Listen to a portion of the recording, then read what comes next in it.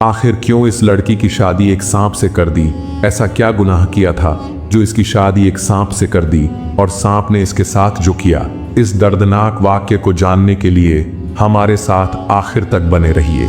मोहतरम नाजरीन, एक छोटे से शहर में एक बहुत बड़ा रईस आदमी रहता था। उसके पास हर वह ऐसो आराम था जो एक राजा के पास होता है। धन दौलत जायदाद और एक शानदार बहुत बड़ी हवेली भी थी। बहुत सारे नौकर चाकर थे। वो नेक और रहम दिल था। शहर में भी उसका बहुत बड़ा रुतबा था और शहर के लोग उसकी बहुत इज्जत करते थे। उसकी 3 बीवियां थीं जिसे वह बेपनाह मोहब्बत करता था। उसके पास हर वह ऐसो आराम था, बस कमी थी तो एक औलाद की। उसने औलाद की वजह से 3 शादियां की थी, लेकिन उन 3 बीवियों में से किसी एक से भी उससे कोई औलाद नहीं हुई थी। वह दिन रात यही सोचा करता था, मेरे मरने के बाद मेरे दुश्मन मेरी बीवियों के साथ और मेरी जायदाद के साथ क्या सलूक करेंगे और मेरे हुकूमत कौन संभालेगा। यह सब वह सोचता तो बहुत परेशान होता। उस इलाके का बच्चा बच्चा जानता था कि वह रईस आदमी अपनी औलाद के लिए बहुत ज्यादा परेशान रहता है।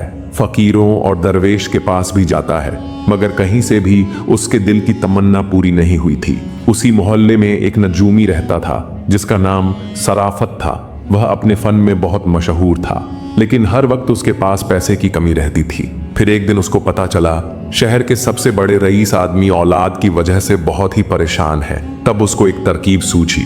वह रईस आदमी की खिदमत में हाजिर हुआ और आकर कहने लगा, देखिए सरकार, मैंने अपने नजूमी के इल्म से पता लगाया है, अगर आप 19 साल की लड़की से शादी करें तो उसके बदन से आपको जरूर औलाद होगी। रईस आदमी ने नजूमी से पूछा, वह लड़की कौन है और कहाँ रहती है? नजूमी ने कहा, इसी शहर के पास वाले इलाके में एक बेवा बूढ़िया रहती है। उसकी एक ही बेटी है। वह बहुत खूबसूरत और हसीन है और बहुत ही होशियार भी है। अब वह रईस आदमी सोचने लगा, जहां मैंने 3 शादियां की है तो एक और कर लेता हूं। मेरे पास कौन सा पैसे की कमी है, बस कमी है तो सिर्फ एक औलाद की। इसी लड़की से मुझे कोई औलाद मिल जाए और मेरी जायदाद का कोई वारिस मिल जाए और इस नजूमी की बात सच हो जाए। फिर उस रईस आदमी ने उस नजूमी से कहा, अगर मेरी चौथी बीवी से मुझे अल्लाह ने औलाद से नवाजा तो मैं तुम्हें माला माल कर दूंगा।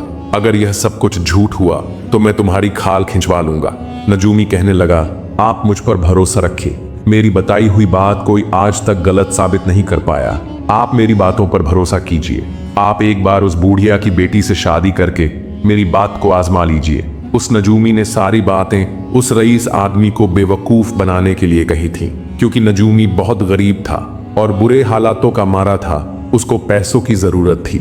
वह बस अपनी जरूरत पूरी करने के लिए यह सब कर रहा था। वह बेवा बूढ़िया उस नजूमी की बहन थी। वह बहुत ही गरीब थी। उस बूढ़ी औरत की एक ही बेटी थी जो बहुत ही खूबसूरत थी और जवान थी। उस नजूमी ने सोचा, मैं अपनी भांजी की शादी रईस आदमी से करवाकर उसकी जायदाद का मालिक बना दूंगा और फिर मुझे भी पैसे मिलते रहेंगे और मेरी सारी परेशानी दूर हो जाएगी और मैं भी ऐसो आराम की जिंदगी जीऊंगा। फिर उस नजूमी ने कुछ दिन बाद अपनी भांजी की शादी उस रईस आदमी से करवा दी। फिर वो रईस आदमी अपनी इस चौथी बीवी को वह इज्जत देने लगा जो उसने ख्वाबो ख्याल में भी नहीं सोची थी। इस चौथी बीवी का नाम नरगिस था। नरगिस को अपने नजूमी मामा की चालबाजी का सब पता था, इसलिए नरगिस ने भी अपने शौहर को मालूम ना होने दिया कि वह नजूमी की भांजी है। नरगिस एक गरीब घर की लड़की थी। उसने कच्चे घर में अपनी परवरिश पाई थी, इसलिए उसको अपने शौहर के महल को देखने का बहुत शौक था। वह रोज अपने शौहर का एक एक महल देखा करती थी। यह सब कुछ देखकर उसका शौहर कहने लगा, मेरा एक ऐसा और महल है जो इस शहर की आबादी से दूर है। वह मेरे बाप दादाओं ने बनाया था। वह बहुत पुराना है जो तुमने अभी तक नहीं देखा। अब वह इस महल को देखने के लिए अपने रईस शौहर से जिद करने लगी। रईस आदमी कहने लगा कि उस महल में तुम्हें सुबह मैं खुद लेकर जाऊंगा। अब वह सुबह का इंतजार बेसब्री से करने लगी। जब सुबह हुई, वह रईस आदमी अपनी बीवी नरगिस को पुराने महल में लेकर गया। महल देखने में बहुत पुराना लग रहा था। महल में बहुत बड़े और पुराने दरख्त भी मौजूद थे। नरगिस उस महल को अच्छे से देख रही थी। तभी उस महल के एक कमरे में तिलावत की आवाज आ रही थी। तब नरगिस ने अपने शौहर से पूछा, इस कमरे में कौन तिलावत कर रहा है? तो वह आदमी अपनी बीवी को उसी कमरे में लेकर गया जिस कमरे से तिलावत की आवाज आ रही थी। उस कमरे में एक अल्लाह वाले बुजुर्ग जो बहुत ही नेक थे, वह तिलावत कर रहे थे। उस पूरे महल में वह बुजुर्ग अकेले रहते थे। वह दिन रात अपने अल्लाह की इबादत में मसरूफ रहते थे।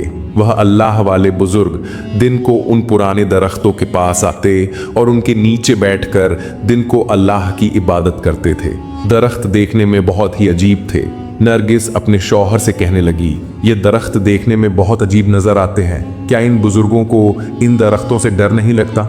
रईस आदमी कहने लगा, वह अल्लाह की इबादत में इतने मसरूफ रहते हैं। जो अल्लाह की इबादत करते हैं उनके दिल में अल्लाह का नूर मौजूद होता है। उन अल्लाह वाले बुजुर्गों का कहना है कि इन दरख्तों के नीचे सांपों की एक बस्ती है और कई सांप ऐसे हैं जो अल्लाह वाले बुजुर्ग से बातें करते हैं और इंसानी शक्ल इख्तियार करते हैं। नरगिस यह बातें सुनकर थोड़ा डर गई थी। फिर वो वापस अपने घर आ गए।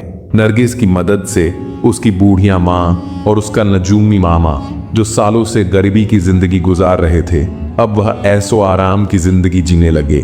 नरगिस की शादी को 2 साल हो गए। इन 2 सालों में भी नरगिस से उस रईस आदमी को कोई औलाद ना हुई। वह रईस आदमी बहुत मायूस हुआ। फिर एक दिन रईस आदमी ने गुस्से में आकर उस नजूमी को अपने महल में बुलवाया और कहने लगा, तुम्हारी बात में कोई सच्चाई नहीं है, तुम एक झूठे नजूमी हो, अब तुम सजा के लिए तैयार हो जाओ। वह नजूमी कहने लगा, सरकार इस नामुराद का सर काटकर आपके कदमों में हाजिर हो, लेकिन आप मेरी बात का भरोसा करें, मैंने कोई गलत बयान नहीं किया। आपके खानदान का वारिस इसी साल जरूर होगा।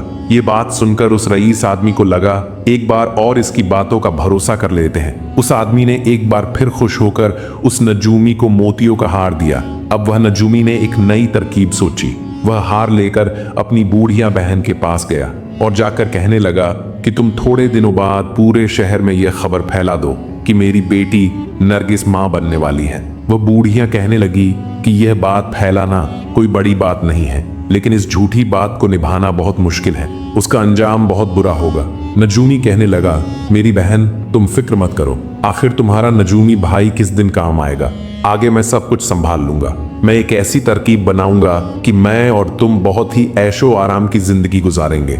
फिर बूढ़िया बहन ने कुछ दिनों में यह बात पूरे शहर में फैला दी कि नरगिस माँ बनने वाली है।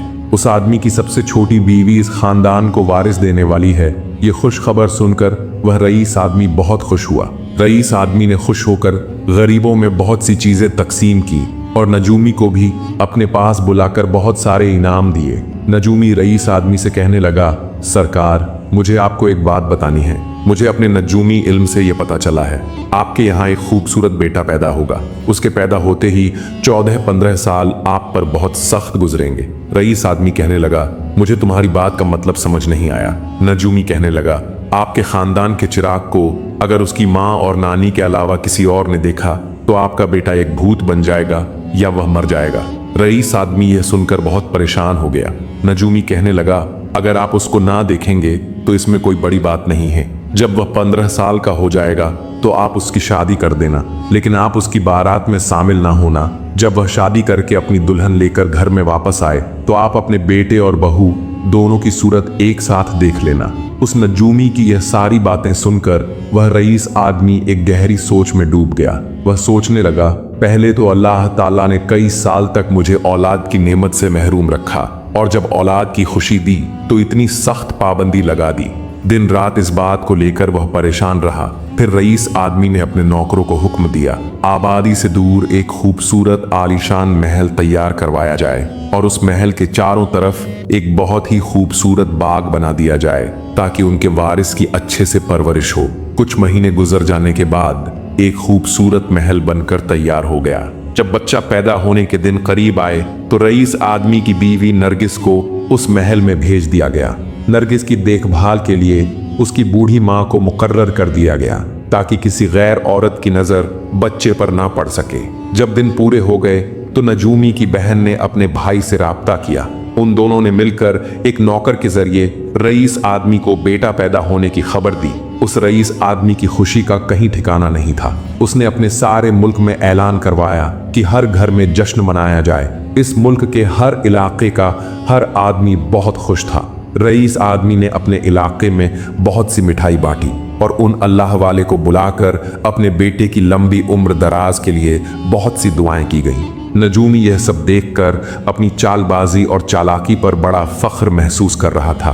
कि मैंने कितनी आसानी से इस मुल्क के रईस आदमी को बेवकूफ बना दिया। फिर अपनी बहन और भांजी से कहने लगा कि तुम लोग 14 से 15 साल तक खूब ऐश की जिंदगी गुजारो, उसके बाद अगर यह रईस जिंदा रहा तो फिर मैं कोई नई चाल चलूंगा। नरगिस और उसकी की बूढ़ी माँ दोनों रईस आदमी से कभी कभी उसके महल में मिलने के लिए चली जाया करती थी और अपने झूठे बेटे तैमूर की बहुत सारे किस्से और बातें बताया करती थी। खूबसूरती का हाल भी बड़ी खुश होकर बताया करती थी, जो बेटा था ही नहीं। वह रईस आदमी उनकी बातें सुनकर अपने बेटे के बारे में सोचता, लेकिन वह मजबूर था, अपने बेटे तैमूर को देख नहीं सकता था।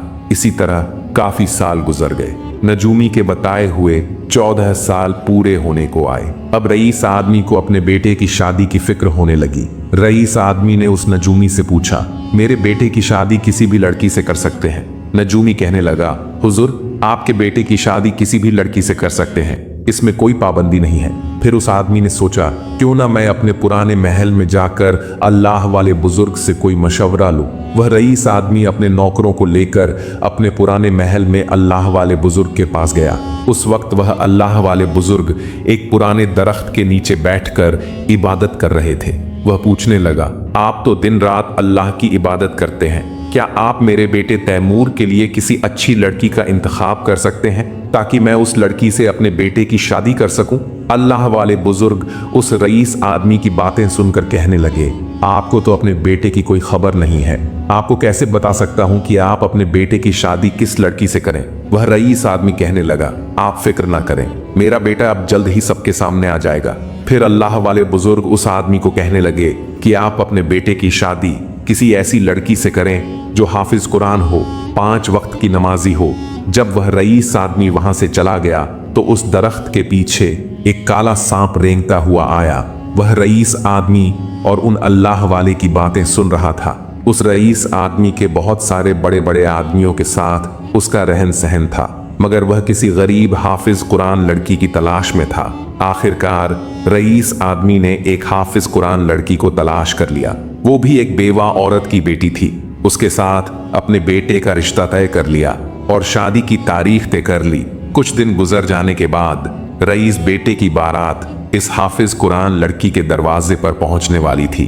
तैमूर को देखने की इजाजत किसी को भी नहीं थी, इसलिए उसकी माँ और नानी दोनों ही उसको दूल्हा बना रही थी। रईस आदमी के महल में बारात जाने की तैयारियां हो रही थी। नजूमी की बूढ़िया बहन अपने भाई से कहने लगी कि बारात जाने का वक्त हो गया है, अब हम लोग दूल्हा कहाँ से पैदा करें? नजूमी कहने लगा, मेरी प्यारी बहन, तुमने कई साल इस महल में रहकर ऐशो आराम की जिंदगी बसर की है, अब तुम इस मुसीबत को भी झेल लो, मैं तो खामोशी से फरार हो जाऊंगा। ये सुनकर बूढ़िया के पांव तले जमीन निकल गई। वह कहने लगी, अगर उसे पता चला तो हमारी बोटियां करके चीलों को खिला देगा। अरे जालिम, तू हमें जहन्नुम में धकेल रहा है, क्या तुम्हें शर्म नहीं आती? नजूमी कहने लगा कि देखो बहन, ये भाई ने तुम्हें इतने साल तक जन्नत में भी तो रखा हुआ था, अब इसका सिला मुझे यह दे रही हो। नरगिस भी उनकी बातें सुनकर दोनों माँ बेटी एक दूसरे के साथ लिपट कर रोने लगी। नजूमी इन दोनों को देखकर हंस रहा था। नजूमी कहने लगा, रोने से कुछ हासिल नहीं होगा, चलो मेरे साथ, मैं तुम्हें बताता हूँ कि आगे क्या करना है। उसकी बात सुनकर उन दोनों माँ बेटी की जान में जान आई। वह उनको लेकर दूसरे कमरे में चला गया और जाकर कहने लगा कि यह देखो, मैं 15 साल का एक भूत बनवा कर लाया हूँ। रात के वक्त जब बारात रुके तो तुम दोनों इस भूत को पालकी में रख देना और पालकी से दूर हट जाना, और सुबह के वक्त यह मशहूर कर देना कि तैमूर को किसी ने रात को छुप कर देख लिया था, इसीलिए यह बुत बन गया है। इस तरह हम सब बच जाएंगे। बूढ़िया सारी बात समझ चुकी थी। फिर उसने खुशी खुशी उस बुत को शादी का जोड़ा पहनाया, फूलों का हार डाला, फिर पालकी में एक जगह बिठाकर खुद भी पालकी में बैठ गई और पालकी के पर्दे उठाकर नौकरों को आवाज दी, पालकी उठाकर बाहर ले जाए। बाहर बड़े धूमधाम से आतिशबाजी हो रही थी। इस आतिशबाजी को देखकर 2 सांप बाहर आए और उनके पीछे चल रहे थे। बारात चलते चलते रात को उस जगह पर पहुंच गई जहां पर उन्होंने पहले इंतजाम कर रखा था। यहाँ सबने बैठकर खाना खाया और खूब मजे लिए। इसी तरह जब काफी रात हो गई तो सब लोग सोने के लिए चले गए। दूल्हे की पालकी को दरख्त के नीचे रखवा दिया। उस बूढ़िया ने सबको यह कहकर दूर कर दिया कि तैमूर को ताजा हवा की जरूरत है, लिहाजा इस पालकी के नजदीक कोई भी ना आए।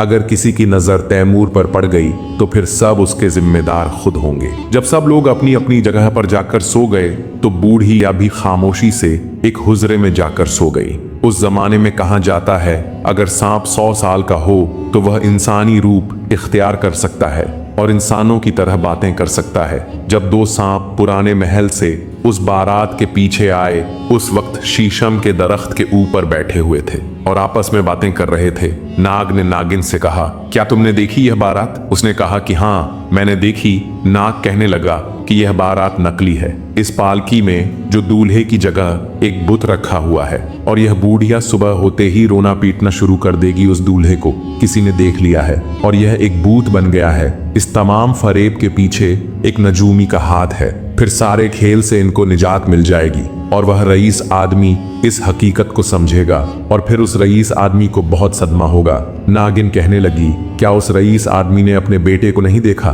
नाग कहने लगा, यही तो इन सब की मक्कारी है। रईस आदमी को इस बात का इल्म ही नहीं है। इसके हाथों कोई बेटा पैदा ही नहीं हुआ, कोई औलाद इसकी है ही नहीं। फिर उस नागिन को भी उस रईस आदमी पर बहुत तरस आया। वह नाग नागिन भी कई सालों तक इसके पुराने महल में रहते थे। नागिन कहने लगी कि इन मक्कारियों से रईस आदमी की जान मुफ्त में चली जाएगी। नाग थोड़ी देर सोचने के बाद बोला, इस आदमी की जान बच सकती है अगर मैं 15 साल का लड़का बनकर इस पालकी में बैठ जाऊं। नागिन कहने लगी कि बूढ़ी या जब तुम्हें देखेगी तो तैमूर कैसे मानेगी? नाग कहने लगा, बूढ़िया तो पहले ही बहुत सारी मक्कारी फैला चुकी है। जब वह एक जिंदा लड़के को देखेगी तो हैरान हो जाएगी। अगर वह कहेगी कि तुम कौन हो तो मैं कह दूंगा, अगर तुम सच्ची हो तो असल वाले तैमूर को पैदा करो। नागिन कहने लगी, वह तो सब ठीक है मगर तुम उसके बाद क्या करोगे? नाग कहने लगा कि मैं दूल्हा बनकर उस आदमी की बहू को बिहा ले जाऊंगा, फिर किसी भी तरीके से 1 हफ्ते के बाद तुम्हारे पास आ जाऊंगा।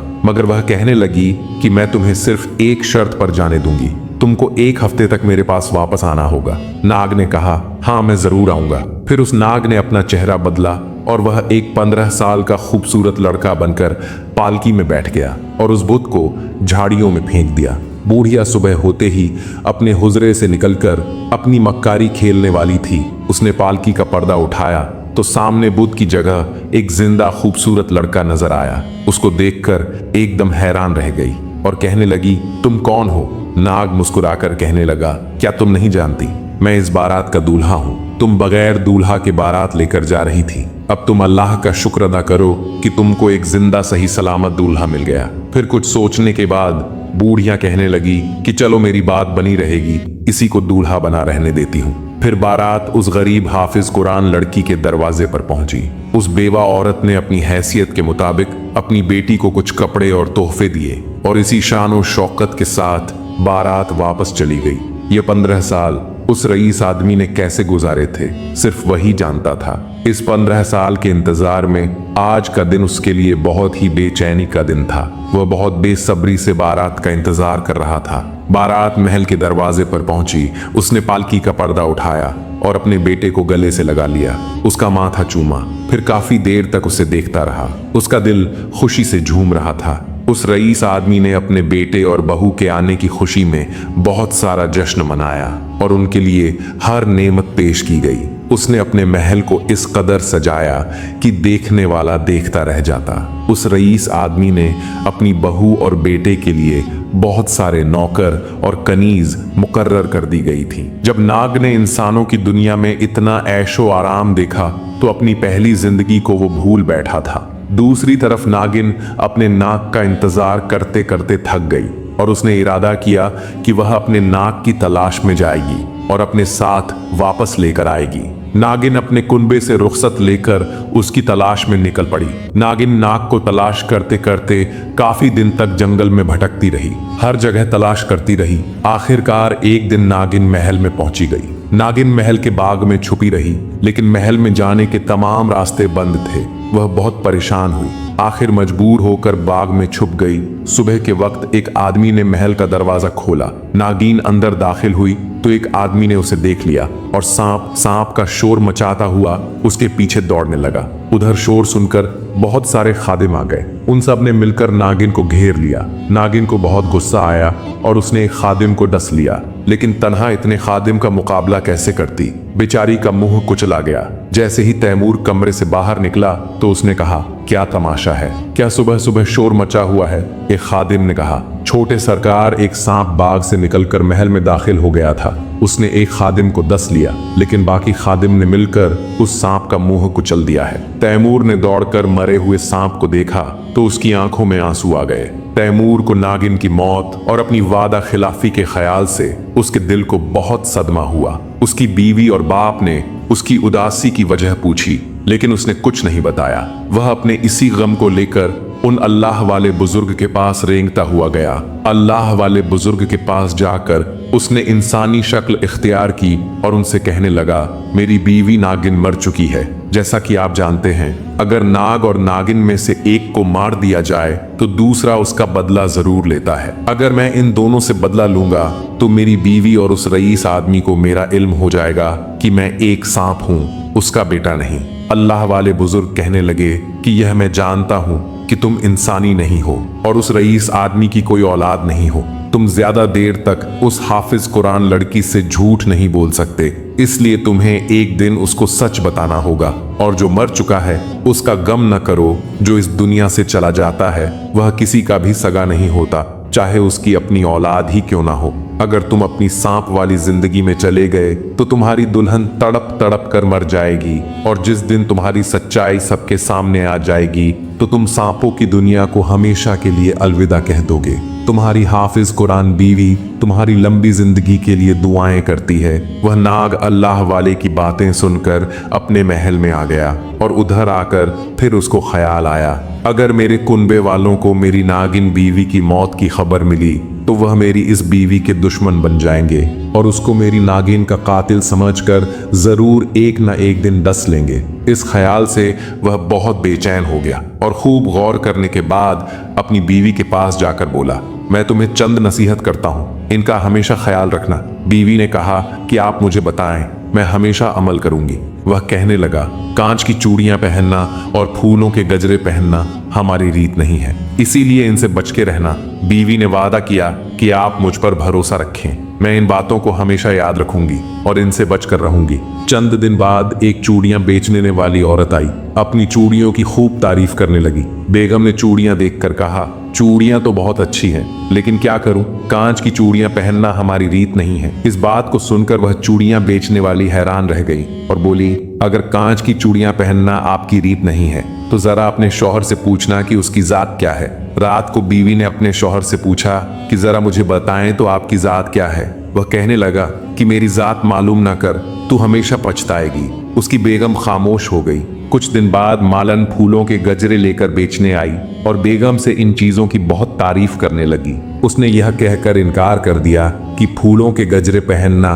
और मटर की फलियां खाना हमारे खानदान की रीत नहीं। यह सुनकर मालन हैरान रह गई और बोली, बेगम, अपने फूलों के गजरे पहनना, मटर की फलियां खाना आपकी रीत नहीं तो अपने शौहर से पूछना कि उसकी जात क्या है। रात को फिर अपने शौहर से उसकी जात पूछी तो उसने कहा, बेगम, मेरी जात मालूम ना करो वरना तुम बहुत पछताओगे। एक हफ्ते के बाद एक ग्वालिन आई और अपने दूध की तारीफ करने लगी, लेकिन बेगम ने उसे भी यही कहकर दूर कर दिया कि दूध पीना हमारी रीत नहीं। ये तो बताइए कि आपके शौहर की जात क्या है। अब हाफिज कुरान लड़की परेशान होने लगी। अपने शौहर से कहा कि आप मुझे अपनी जात क्यों नहीं बताते, आज मैं पूछ कर ही रहूंगी। वह कहने लगा, मुझसे मेरी जात ना पूछो वरना तुम बहुत पछताओगे और नुकसान उठाओगे। उस हाफिज कुरान लड़की ने कहा कि मुझे कितना भी नुकसान क्यों ना उठाना पड़े, लेकिन मैं आपकी जात पूछ कर रहूंगी। तैमूर बहुत परेशान हुआ और कहने लगा, अगर तुम्हारी यही जिद है तो सुबह मेरे साथ पुराने महल में चलना,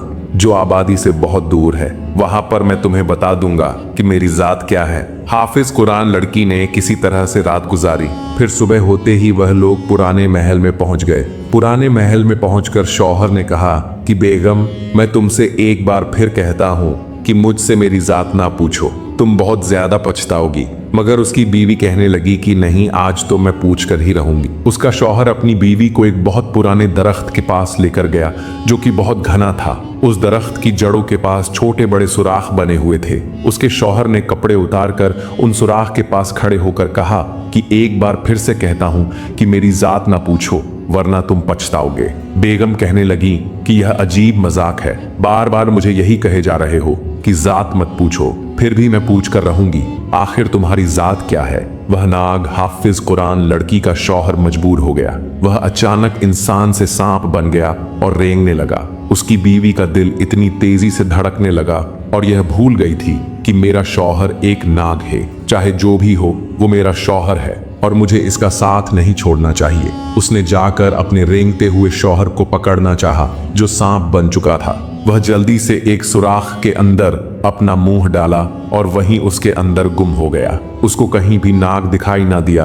उसकी बेगम के पांव जमीन पर टिक नहीं रहे थे। अब वह इधर उधर भटक रही थी और दिल ही दिल में अपनी जिद की वजह से पछता रही थी।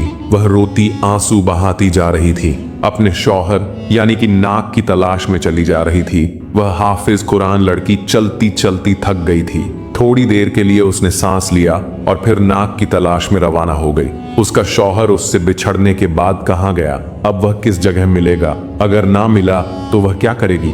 ऐसा ही खौफ और अजीब अजीब बातें उसके दिल को परेशान कर रही थी। वह गिरती पड़ती चली जा रही थी। उसे ख्याल आता कि उसने शौहर की जात क्यों पूछी। वह जब कह रहा था कि मेरी जात ना पूछो पछताओगी, तो मैंने अपने शौहर की बात क्यों ना मानी। आखिरकार वह एक कुएं पर पहुंची। उस कुएं पर कुछ लड़कियां बार बार पानी भरने आ रही थीं। उनमें से हर लड़की खूबसूरत थी, मगर उनकी आंखें बहुत अजीब थीं।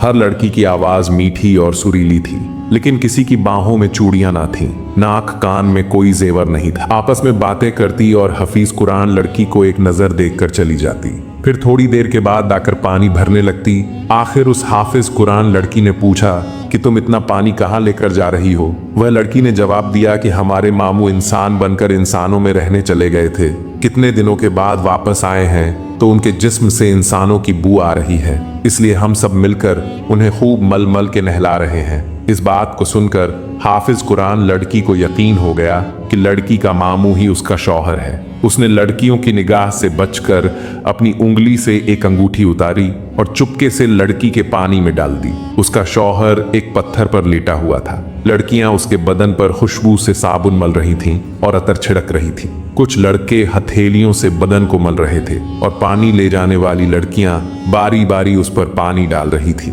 जब नाग की भांजी ने अपने मटके का पानी उस पर डाला तो उसे हाफिज कुरान लड़की की अंगूठी पत्थर के सामने गिर पड़ी।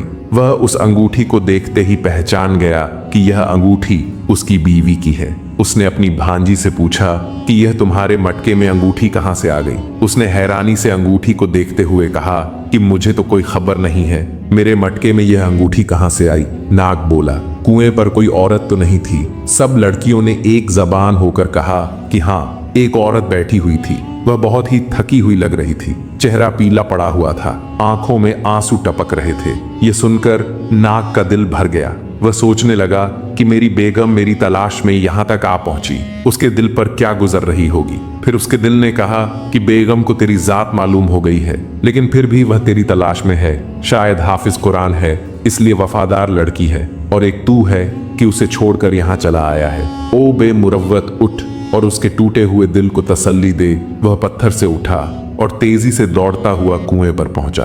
उसने देखा कि सामने कुएं के पास उसकी बेगम बैठी हुई थी, जैसे किसी ख्याल में डूबी हुई थी। उसका मुरझाया हुआ चेहरा देखकर नाग का दिल उसके काबू में न रहा।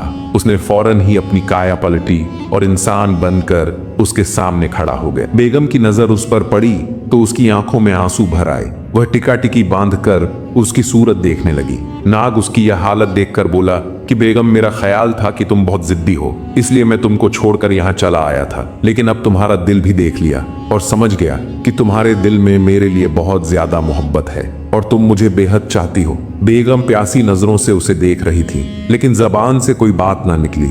आखिर शौहर ने आगे बढ़कर कहा, उठो बेगम, मेरे साथ मेरे कुनबे के पास चलो और तुम्हारा हाल सुनाऊंगा। मुमकिन है कि उन्हें तरस आ जाएगा और मुझे तुम्हारे साथ जाने की इजाजत दे देंगे। उस हाफिज कुरान लड़की ने एक बार फिर अपनी जान के बारे में नहीं सोचा। मेरे शौहर के कुनबे वाले कहीं मुझे दस न ले, क्योंकि वह जानती थी कि उसका शौहर उसके साथ है, और वह शौहर का हाथ पकड़कर उसके साथ रवाना हुई। रास्ते में शौहर ने अपनी सारी कहानी बयान की और उसे बताया कि एक नजूमी है। किस तरह उसने उस रईस आदमी को बेवकूफ बनाया और नकली बारात जंगल में डेरा डाला तो वह सांप से तैमूर बनकर पालकी में बैठ गया था। और जब मेरी नागिन महल में गई तो खादिम ने उसे जान से मार डाला। उस वक्त मेरे रोने का सबब यही था। और उसके शौहर ने कहा कि महल में जो ग्वालन और मालिन आई थी उसके कुनबे की नागिन थी। तुमको उनसे बचाने की वजह से इन चीजों को खरीदने से मना किया गया था। वो तमाम बातें सुनकर खामोश रह गई। वह नाग अपनी बीवी को लेकर अपने कुनबे में पहुंचा और सबको मुखातिब करते हुए कहा, इस औरत से जब मैंने शादी की थी तो इसे यह मालूम नहीं था कि मैं एक सांप हूँ, और बाद में जब इसको पता चला कि मैं इंसान नहीं बल्कि सांप हूँ, तब भी यह मुझे पहले की तरह चाहती है और मेरी तलाश में यहाँ तक चली आई है। अगर आप सब मुझे इसके साथ रहने की इजाजत दे तो मैं इसके साथ चला जाऊं। उसके शौहर ने यह भी कहा कि मेरी नागिन तो मर चुकी है, इसलिए तन्हा रहना मेरे लिए वैसे भी मुश्किल है। मैं इंसानों में गया हूँ तो मुझे मालूम हुआ कि इंसान भी वफादार होते हैं, जैसे कि हमारे कुनबे में आप सब लोग जानते हैं। पुराने महल के बाहर दरख्त के पास एक अल्लाह वाले बुजुर्ग रहते हैं जो हर वक्त अल्लाह की इबादत में लगे रहते हैं। वह भी इंसान है। उन्होंने हमें कई बार देखा मगर हमें कोई तकलीफ नहीं दी, और उन्होंने मुझे बताया था कि अगर तुम्हारी शादी हाफिज कुरान लड़की से हो जाए